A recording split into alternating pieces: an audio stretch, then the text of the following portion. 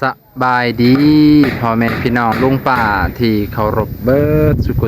สวัสดีครับพ่อแม่พี่น้องลุงป้าพ่อแม่พี่น้องที่เป็น FC เนาะมื้อนี้บ่าวนงขออนุญาตพ่อแม่พี่น้องที่อยู่ในประเทศและต่างประเทศในการมาเบิ่งเฮือนมาเบิ่งห้องน้ำของบ่าวสวนพ่อแม่พี่น้องความคืบหน้าเพิ่นไปฮอดไสแล้วพ่อแม่พี่น้องเนาะเมื่อวานนี้ก็บ่าวน้องกลับมาซอยเพิ่นมื้อนี้บ่ได้มาเลยพ่อแม่พี่น้องจน2 โมง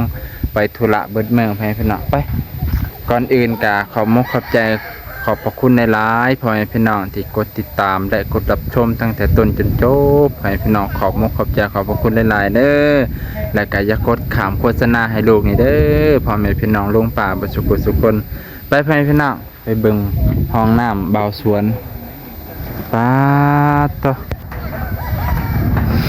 โอ้ชื่อว่าแอมเรียบร้อยแล้วพี่น้องสังกะสีโอ้ใหญ่เติบได้พี่น้องพอแอมเลยคือว่าบักใหญ่หนึ่งต่อมีสร้างกำกับผู้หนึ่งเพิ่นมากำกับโดยเฉพาะว้าผู้นั้นน่ะฝนมากำกับงานพี่น้องโอ้คักเบิ่งแล้วมันกว้างพี่น้องเนาะรู้สึกว่ากว้างคักแต่ก่อนบ่าวนงว่าบ่กว้างได้2 เมตรพอเฮ็ดไปเฮ็ดมาเลยคือว่ากว้างน่ะนี่เด้อโตถือว่าเบิ่งไปเบิ่งมาก็กว้างได้พี่น้องพอดีกว้างพอดีบ่กว้างเกินบ่แคบเกินแต่ว่าซ้ำนี่ก็ซ้ำว่าห้องอาบแต่พี่น้องเฮ็ดห้องอาบก็ได้เลยได้ในยามหนาวนี่ปิดปึ๊บเฮ็ดห้องอาบขอให้มันตักน้ำมาใส่ก็พอ เนาะกันบ่อันไหนก็ตะอาบอยู่นอกคือเก่าแหละเดี๋ยวสิแนะนำเพิ่นว่ามันสูงโพดมีวิธีแก้จังไดเนาะมีวิธีแก้จังไดโอ้เพิ่นหลอกจังสั่นเลยพี่น้องดึงเอาเลยโอ้บ่าวสวนนี่สุดยอดมีวิธีแก้ยังไงมีแต่สิเทให้มันเป็น2 ผักไปพี่น้องเนาะมันเป็น2 ผักเลยตรงนั้นเนาะให้มันเพียงกับอันนี้เลยมีผู้หนึ่งกับว่าบ่าวพี่ผู้หนึ่งแนะนำว่าถ้าเฮ็ดห้องน้ำบ่าวนงนั่นให้เพิ่นเทจนมิดชิดแม่นบ่อันพี่เพิ่นได้จนว่าเพียงอันนี้บ่นี่เพียงอันนี้แหละเพิ่นละจงไว้ที่มองเหยียบกับตัวนี้แหละนี่จงไว้ที่ช่วงนี้นี่เพิ่นละแสดงว่าตัวนี้น่ะฝังเลยพี่น้องฝังเลยแล้วก็ทอตัวนั้นก็ฝังกับดินฝังกับดินเลยทอตัวนี้น่ะเอาลงต่ำกว่าห้องน้ำนะทอ2 ทอนี่อันนี้คือคำแนะนำของพี่คนหนึ่งที่บ่าวนงมาอ่านคอมเมนต์นะอันนี้ก็ขอโทษขออภัยหลายลุงป้าพ่อแม่ที่บ่ได้อ่านคอมเมนต์เบิดสุคนบ่าวนงก็ว่านี่กันเน็ตเบิดอินเทอร์เน็ตเบิดนะอินเทอร์เน็ตในซิมเบิดโดยสบายดีบ่าวนงโดยเฮ็ดเวียกผู้เดียว2 คนบ่มานี่เฮ็ดผู้เดียวเนี่ยก็คนมาซอยนี่โอ้เพิ่นน่ะก็มาซอยเนาะเฮ็ดผู้เดียว2 คน2 คนแล้วนี่อ๋อเด้อเพิ่นซอยแอมแล้วเนาะแอมมุ่งเรียบร้อยเข้าเฮ็ดภารกิจได้เลยบัดนี้สำระความทุกข์ได้แล้วขอที่แอมนะอันนี้คือบ่าวนงก็ขอโทษขออภัยที่บ่ได้อ่านคอมเมนต์เบิดทุกคนมีคอมเมนต์พี่ผู้หนึ่งพุ่นน่ะคอมเมนต์ไว้ก็บ่ได้ไปอ่านพุ่นน่ะโอ้ยขอโทษหลายๆว่านี่เน็ตเบิดคักเลยพี่น้องไปซอยเรืออันนวลเอาเตียงไปให้เพิ่นก็มีแต่ถ่ายคลิปก็บ่ได้อัปโหลดลงหากก็มาอัปโหลดช่วงเช้ามื้อนี้พี่น้องก็เลยไปคุยเรื่องเน็ตกับเพิ่นมื้อนี้กับศูนย์เครือข่ายนั่นแหละว่าเฮ็ดจังได๋ให้มันคุ้มเดือนหนึงเพราะว่าบ่าวนี่ก็ต้องอัปโหลดคลิปตลอดเพราะว่าตอนนั้นก็เติมเกือบ300ก็ยังบ่คุ้มว่าเติม300ยังบ่คุ้มเพิ่นก็ยังมาแนะนำว่า150นี่มัน อันลิมิตเพิ่นน่ะคิดในใจเบาเติมต้อง200-300ยังเบิดเจ้ายังสิมาแนะนำ150โอ้ยว่ะตายแล้วเนาะกะยามื้อนี้ก็ไปแก้ไขเบิดก็จังว่ากันใหม่เนาะขอโทษขออภัยหลายๆที่บ่ได้อ่านคอมเมนต์แล้วก็บ่ได้อัพคลิปลงการเอาเตียงไปให้ก็อัพลงเมื่อเช้านี้พี่น้องมาเบิ่งอัปเดตความคืบหน้าของห้องน้ำเบาสวนเบานุ่งก็สิเอาบทเรียนจากห้องน้ำเบาสวนนี่แหละไปปรับแก้ไขอยู่เพื่อนเบานุ่งนะเบานุ่งก็สิเอาบทเรียนจากนี่แหละไปแก้ไขเพื่อเป็นบทเรียนพี่น้องมันเลยที่มุกแผ่น ประตูในบุหูว่าเพิ่นสิเฮ็ดจังได๋พี่น้องเพิ่นน่าจะตีขอบทางในเลื่อยเลยนี่เลื่อยเป็นผักเป็นบากเนาะบากไว้แล้วก็ตีไม้ตัวนี้บ่ตีจังซี่อีก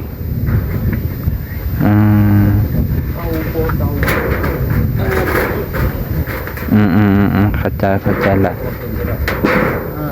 ตัวนี้มันที่จริงปูนกับอันยักเขาอีกนิดนึงเพื่อเอาไม้ตีเลาะอันขอบลุมเนาะ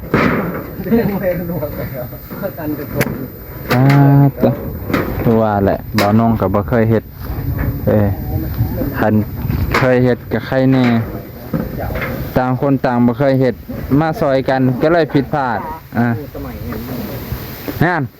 ว่าสิซื้อตะปูโอ้ยลืมเลยค่อยกะไปหอดห่านอาซัวข้างในคิดแล้วคิดอีกสิซื้อหยังสิแล้วได้ปานนี้นะ สิแล้วเลยเนาะอย่าให้เป็นฮู้เด้อเป็นจังได๋ว่าสิมาซองเบิ่งกันในแหละบ่ได้เป็นฮู้ดอกเพิ่นสิบ่ยากดอกมื้อนี้เพิ่นตัดสังกะสีเมื่อกี้นี่เอามือดึงเลยจวดหัวซื้อได้เอาแต่มันก็ตรงไปพี่น้องมันตรงคือเก่ามันบ่ได้อันนี้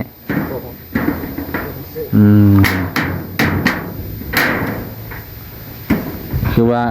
าคักอยู่พี่น้องทานอยู่มีเฮาสังกะสีเนาะฮะมาแล้วมื้อนี้เนาะคือสิบ่ได้มาแล้วเพิ่นแปลงบ่ได้ใส่เวลาเดินอยู่เพื่อเพิ่นสิแปลงแล้วเรื่องนี้บ่อยากคอมเมนต์เพิ่นดอกเรื่องการเฮ็ดครัวของรัฐบาลเปิดสิแล้วก็ทิศ2ทิศไปแล้วเพราะว่ามันขาดมองนักนะแต่ว่านักและมันเป็นห่วยแน่คันสิมาก็ต้องใส่เวลาเดินต้องมาแต่เช้าเพื่อโค้งมาทางดงเห็นมาทางดงเห็นแหละเชียงซุ่มเนาะนั่นแหละ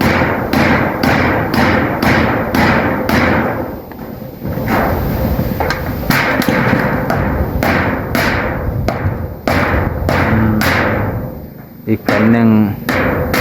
สิกบพอดีพี่น้องอีกแผ่นหนึ่งเป็นวางกลางเพิ่นก็ให้มันควบเลยนะอีกแผ่นสุดท้ายเพิ่นสิควบไปเลยเอาเลยตัวนี้แผ่นหนึ่งเลย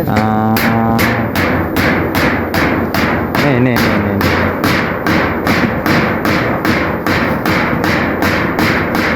นั่นคันสร้างเฮ็ดเลยก็คือเราได้พี่น้องสร้างเก่าสร้างเก่าจับคอนตีกันยังเอามาบายใหม่นี่ตัวนี้ลูกใส่พี่น้องบ่าวน้องสิไปคอยซอยจับซอยบ่าวสวนก่อนตามสาพวกคำเพื่อแรงมาซอยอายเพิ่นก่อนพี่น้องไปเบิ่งน้ำกันเลยเด้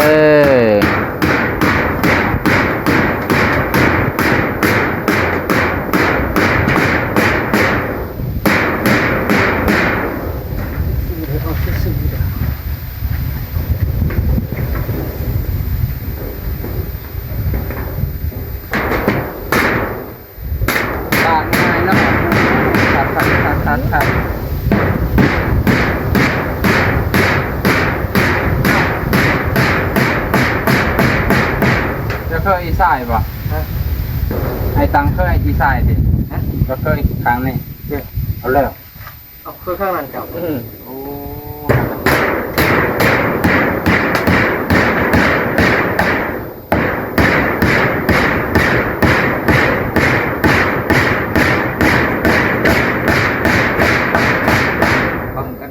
เบิ่งนี่แหละ วันนั้นโอ้ยเบื้องนั้นท่านเคยมันอีก กี่บ่ เฮ้ยเคยมันเลยโอ้เคยทำจริง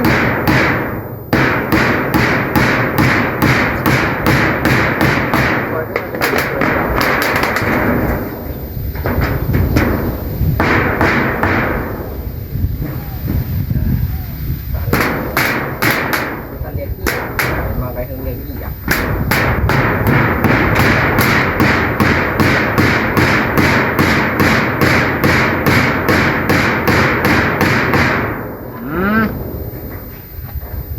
อีกแผ่นหนึงบ่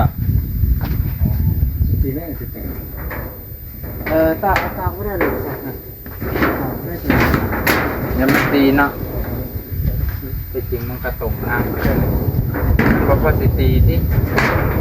บ่คันต่อใส่มองนี่นะมันก็อยู่เลยมันห่างคักเลยก็บ่ห่างเลยนะอันเราไม่ได้ยุบเขาเองยุบก็ห่างเนอะตัวใหม่แกนผักเละแดงนี่คือ แม่นบ่เคยแม่นบ่ตัวเดียวแทกเลยได้นี่ไม่ใช่ได้ล็อกอย่าขึ้นก่อนดู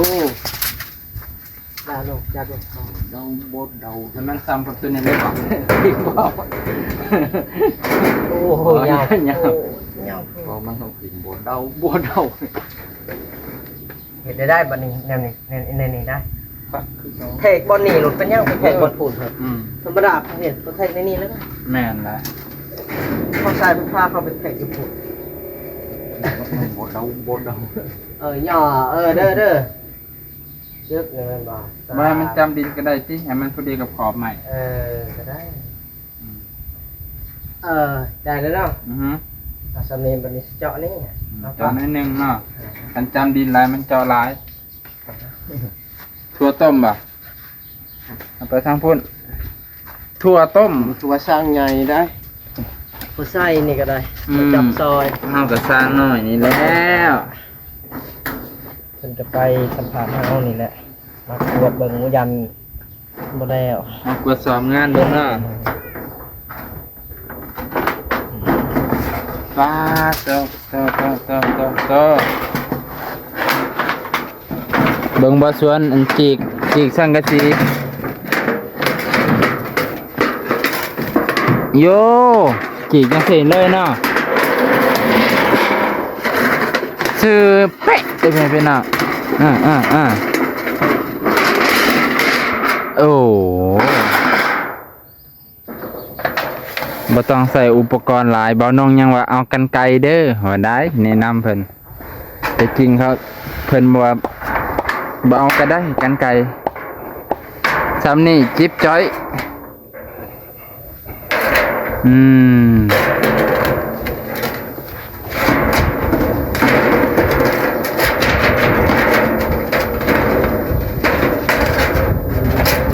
บอกเยอะลองบาททั้งลุ่มนี่สิบาททั้งเทิงบาทคนละเทิงไปได้บาทไม่ได้ใส่ นี่แหละบาทที่มังนี่นั่นบาทก่อนเนาะโจโวมาโจโวสิหาได้เต็มก่อนเนาะเต็มไปสิจ้าไปเต็มก่อนจะให้มันได้ตรงนี้บ้างคุม2 หล่อง2 หล่องนะ2 หล่อง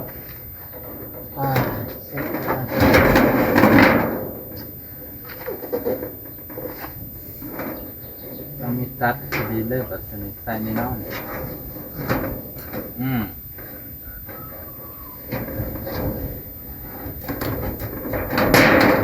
บัวเห็ดอันก็ได้ที่หน้าบาทคิ้วผ่านหนักเลยดู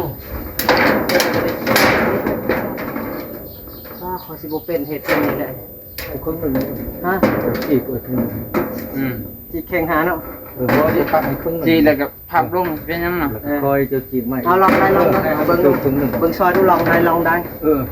เบิ่งซอยดู เครื่องระบาด ลองนี่เนาะ เดี๋ยวให้ครึ่งหนึ่ง พอดีแผ่นหนึ่งเลยเนาะพอดีลองหนึ่ง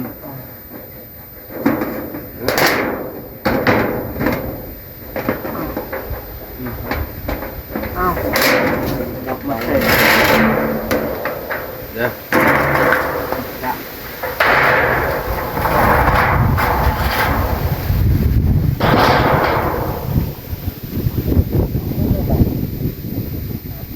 ได้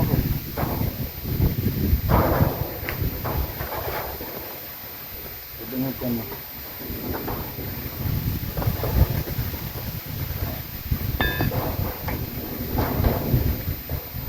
อีกไล่หนึ่งค่อยไปเนาะนี่อยากไปแต่ไล่ขวาด้วยฝาให้มันเลิกๆก่อนแบบนี้จี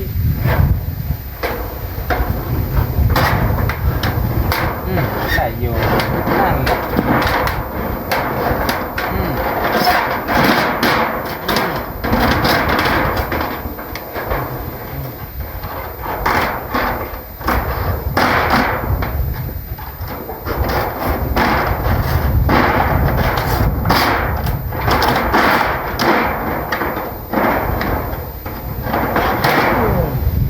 ทุกปัญหามีทางออกขอให้ทานไส้ขอให้ทานไส้เจเฮิบ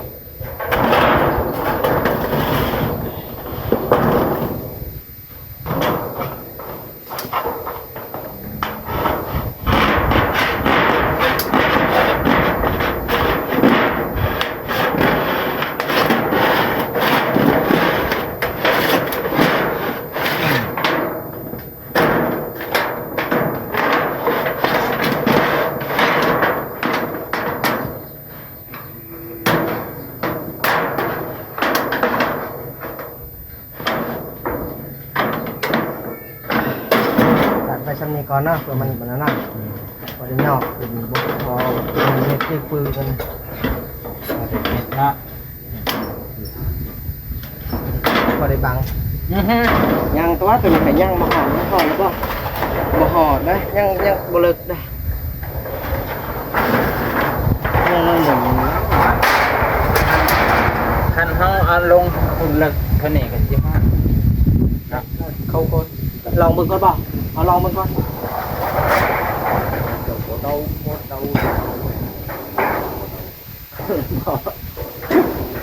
ชั่วโมงเราเ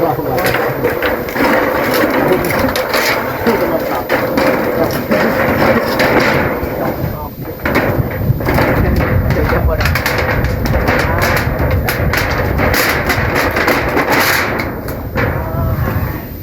แม่เราไม่ค่อยว่าอีกมั้ย เรียบเปียกแล้วเอาตัวนี้เข้าในป่ะอายุจะนะครับ ได้ป่ะตัวนี้ได้แล้วเนาะได้เนาะ ได้ไปสอบเอา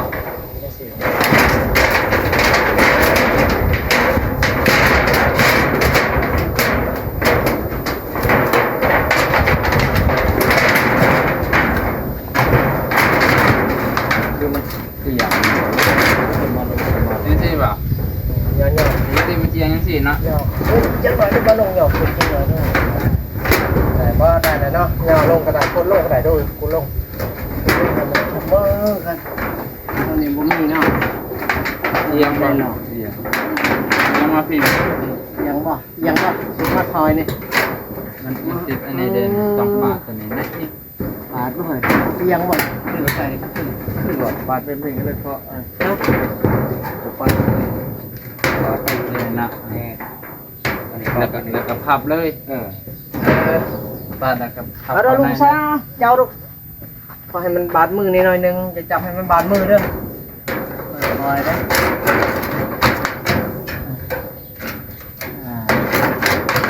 เอาแล้วได้แล้วเขาเลยร้อยหนึ่งนะไม่ได้เขาเลย ก็เขาเลยทดมอง ทานเลือกตามความพอใจเบิ่ง ทุก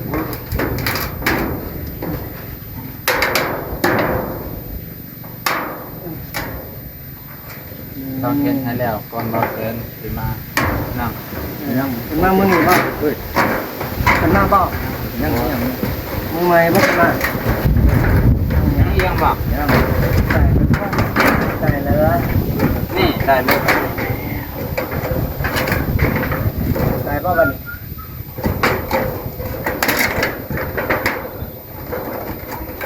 ได้เลย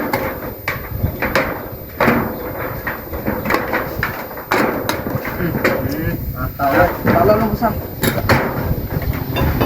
ก็ขนาดเดิมอีกสาย ำได้แล้วป่ะแต่ก็ลงซ้ำยังไม่ได้เราเบิ่งเรื่องคือลายเลย มันติดตัวนี้ ปาดตัวนี้นะปาดตัวนี้มาขาดูอาจจะ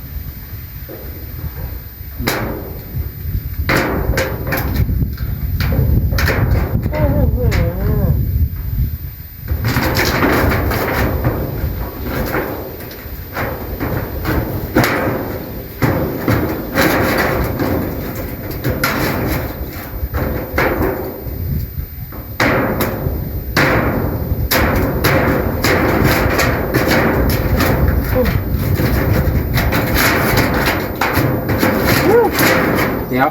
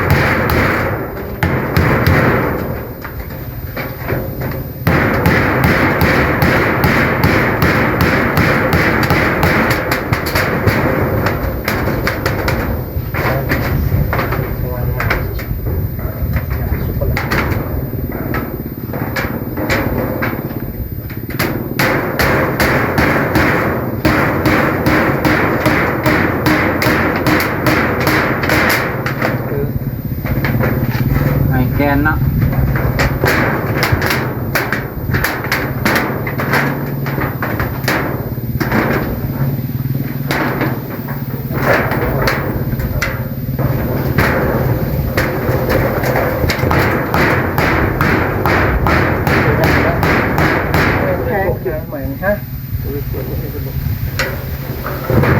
บอกเลยลงมาใส่บอกเลยบอกเลยขอดู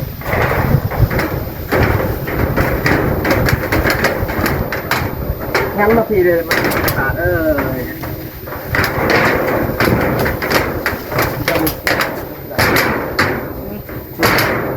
อันไม่ติ้วเลยแข้งเราบ่ต้องใส่สูตร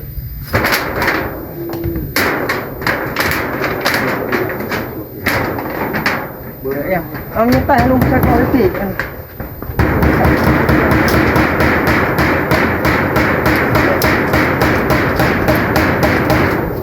เนี่ยอันนั้นเด้อพี่น้องสัมผัสคนเด้อ ได้ กล่องนะลุง ไม่ใช่ ไม่ใช่ จัดให้ตามคำขอของประชาชน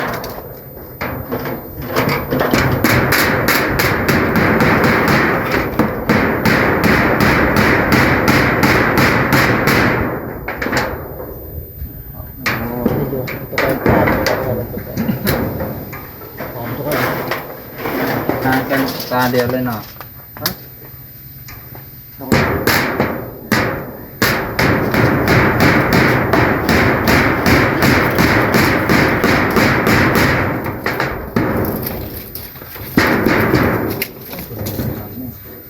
จะจำนะ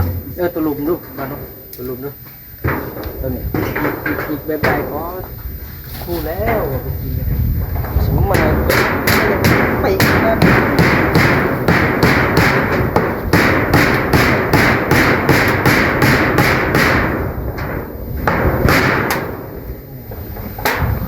เห็ดค่อยๆไหมต้องเห็ดแรงๆว่าจะไปซื้อตะปูไปนี่แหละจิตใจนี่ลายนิ้วให้ขึ้น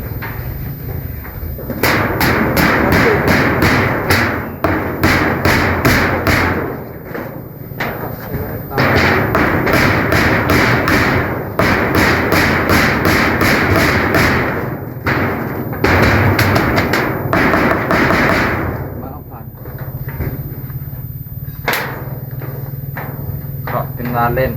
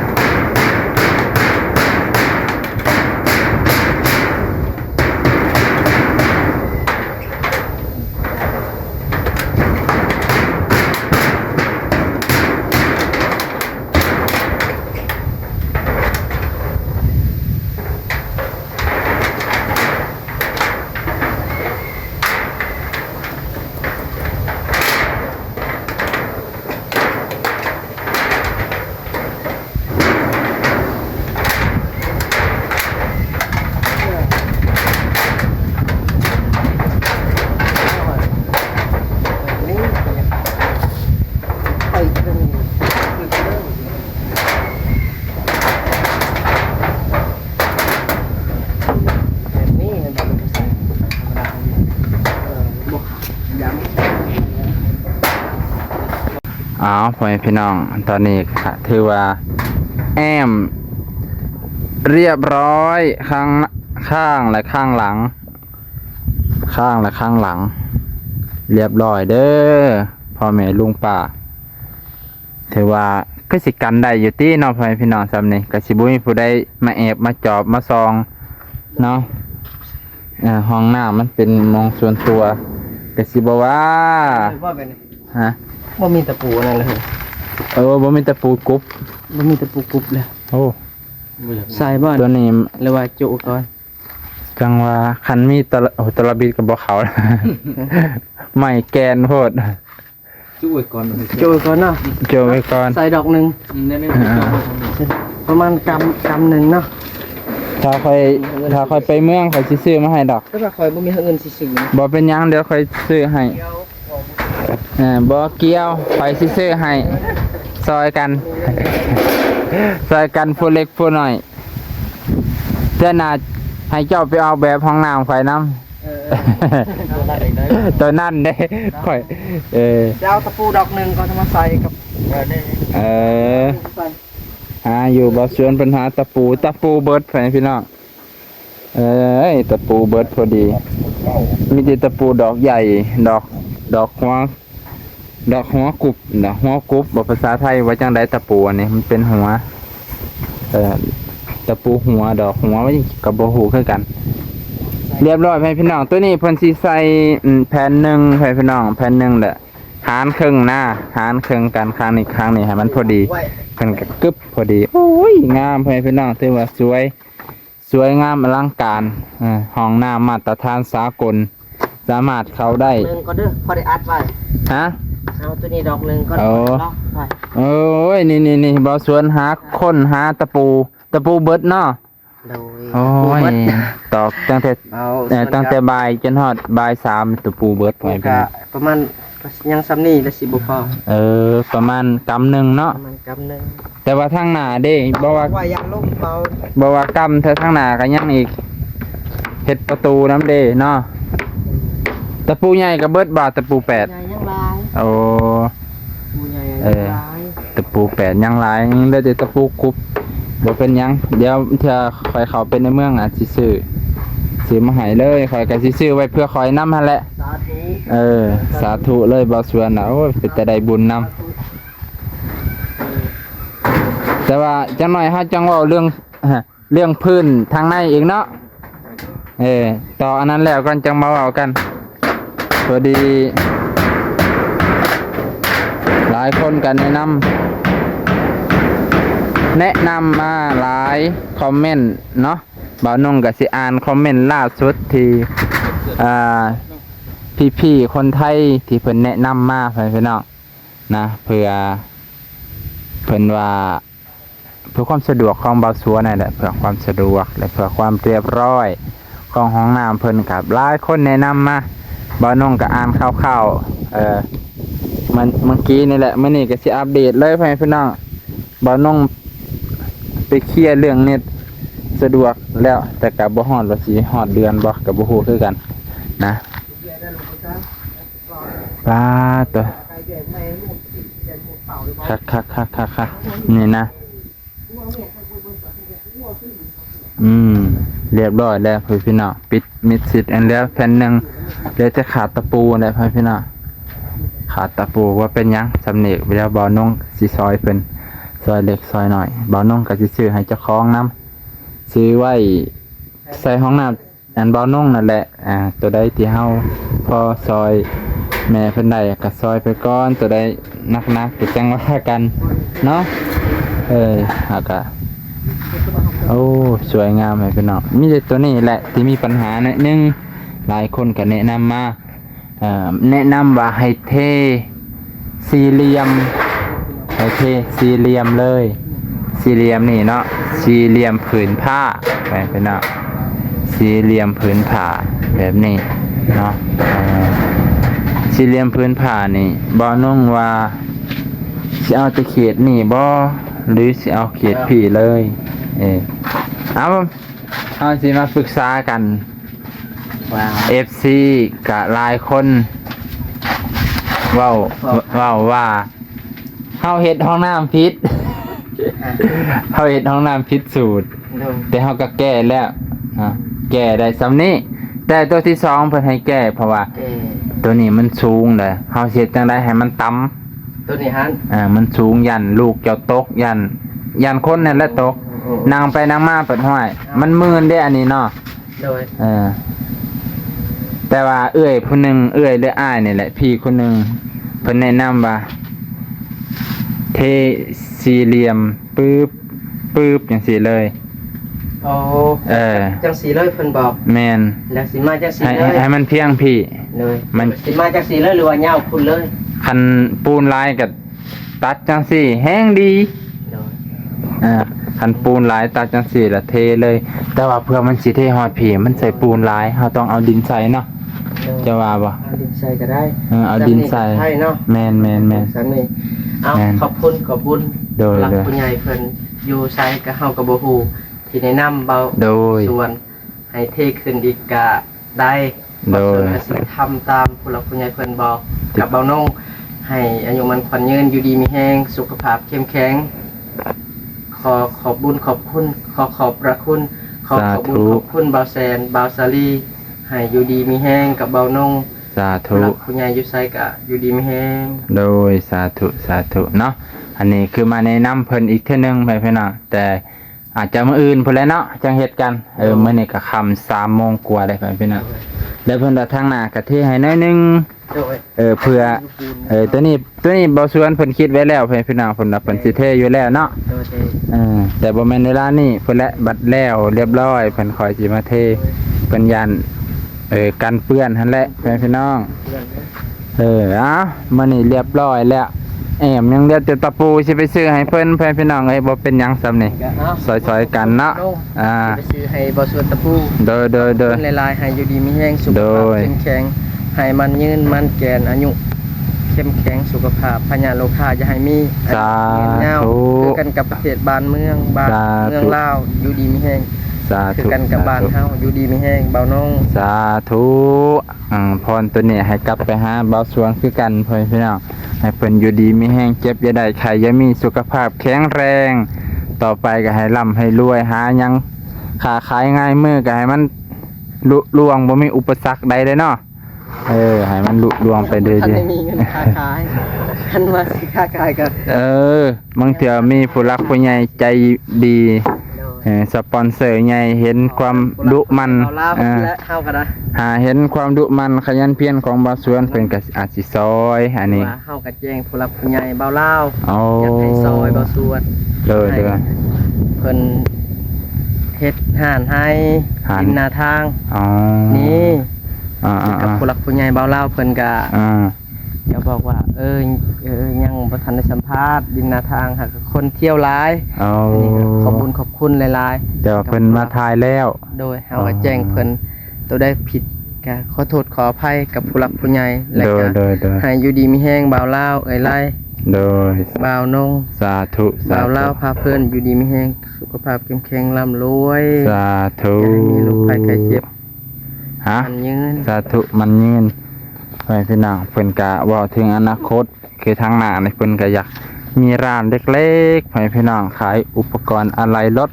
ที่มันบ่สามารถกินได้ว่าซั่นเถอะคันขายขนมไผก็บ่แนะนำทุนหายกำไรหมดเพิ่นว่าคันขายขนม เพราะว่าลูกเพิ่นหลายเพิ่นพี่น้องอาจจะนะเพิ่นก็สิขายเกี่ยวกับอะไรรถเครื่องก่อสร้างนี่เนาะ เครื่องอะไรรถนี่แหละพี่น้องเพิ่นอาจจะเคยเป็นเด็กแว้นมาก่อนก็บ่ฮู้แหละ เพิ่นก็เลยคิดว่าตัวนี้มันน่าจะต่อยอดในชีวิตเพิ่นต่อไป แล้วก็ได้อยู่น้ำลูกน้ำหลานดนในเฝ้าเพื่อนพร้อมพี่น้องคือบ่ได้ไปไสคันสิออกไปตลาดนอก ตลาดน้อย คือเห็นอาชีพคุมเหมือนตลาดน้อยก็ตื่นแต่เด้อตี3พอพี่น้องเพื่อสิไปหาโตเมืองมองที่ไปซื้อขนมไปซื้ออาหารนี่แหละพี่น้องเพื่อสิไปขายต้องตื่นตั้งแต่ตี3เพื่อสิไปขายนี่ขายแล้วบางคนลูกพ่อค้าใหม่ๆขายบ่ออกนี่ประมาณบ่าย1บ่าย2ได้มาพี่น้องคิดเบิ่งตื่นตั้งแต่ตี3เพื่อได้มานี่บ่าย1บ่าย2ซ้ำนี่ได้มาอันนี้คือคันเป็นพ่อค้าใหม่คือบ่าวสวนนี่ย่าน4 โมงแรงได้มาขันคนเก่าที่เขาเคยมีลูกค้าอยู่แล้วมันจะไวแน่พี่น้องเนาะขนาดไวก็ยังว่าบ่าย1บ่าย2ได้มานะพี่น้องเอ้ามื้อนี้ก็เว้าให้คันเรื่องคิดหลอกคิดไล่นี่เบาส่วนละ 100%เพิ่นคิดไล่เป็นการคำนวณต้นทุนกำไรเพิ่นคำนวณเป็นพี่น้องเพราะว่าเพิ่นก็ถือว่าอยากเก่งทางคณิตศาสตร์แน่นะแต่ว่านี่แหละพี่น้องว่าสุพังเนาะมื้อนี้ก็ขอขอบใจขอบพระคุณหลายๆพี่น้องทุกคนบ่าวนุ่งกะหรือว่ามาสัมภาษณ์บ่าวสวนและมาอัปเดตห้องน้ำบ่าวสวนตอนหัวค่ำหัวแรงมื้อนี้ขอกล่าวคำว่าสบายดีเด้อพี่น้องสวัสดีครับเบิดสุขุสุคนที่เคารพ